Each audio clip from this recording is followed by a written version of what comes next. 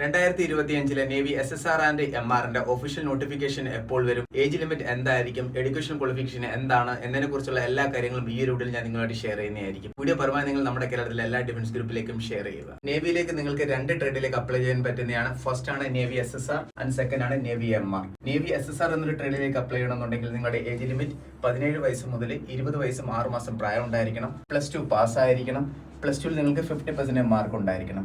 +2 നിങ്ങൾ PCM പഠിച്ച candidate ആയിരിക്കണം. അതായത് ഫിസിക്സ്, കെമിസ്ട്രി, മാത്തമാറ്റിക്സ് നിങ്ങളുടെ മെയിൻ സബ്ജക്റ്റ് ആയിട്ട് ഉണ്ടായിരിക്കണം. എന്നാൽ മാത്രമേ നിങ്ങൾക്ക് SSR എന്നൊരു ട്രേഡിലേക്ക് അപ്ലൈ ചെയ്യാൻ പറ്റത്തുള്ളൂ. നേവി MRലേക്കുള്ള ഏജ് ലിമിറ്റ് ആണ് 17 വയസ്സ് മുതൽ 20 വയസ്സ് 6 മാസം.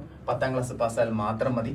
10ാം ക്ലാസ്സിൽ നിങ്ങൾക്ക് 50% അഗ്രിഗേറ്റ് മാർക്ക് ഉണ്ടായിരിക്കണം. എന്നാൽ മാത്രമേ നേവി MRലേക്ക് നിങ്ങൾക്ക് അപ്ലൈ ചെയ്യാൻ പറ്റത്തുള്ളൂ. ഇനി നമുക്ക് നോട്ടിഫിക്കേഷൻ അപ്ഡേറ്റഡ് കാര്യങ്ങൾ നോക്കാം. നിങ്ങളുടെ വേക്കൻസി നെയിം എന്ന് പറഞ്ഞാൽ നേവി SSR ആൻഡ് MR 02/2025 ആണ്.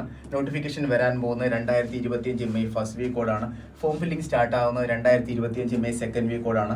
നിങ്ങളുടെ ഡേറ്റ് ഓഫ് ബർത്ത് എന്ന് പറഞ്ഞാൽ 1/11/2004 30/4/2008 ഇടയിൽ ജനിച്ച കാൻഡിഡേറ്റ് ആയിരിക്കണം. എന്നാൽ മാത്രമേ നിങ്ങൾക്ക് നേവി SSRനും നേവി MRനും അപ്ലൈ ചെയ്യാൻ പറ്റത്തുള്ളൂ. നിങ്ങളുടെ എക്സാം വരാൻ പോകുന്നത് 2025 ജൂലൈയോടായിരിക്കും. നിങ്ങളും 2025 നേവി SSR ആൻഡ് MR തയ്യാറെടുക്കാൻ ആഗ്രഹിക്കുന്നുണ്ടെങ്കിൽ ഈ വീഡിയോ ഒന്ന് സേവ് ചെയ്യുക.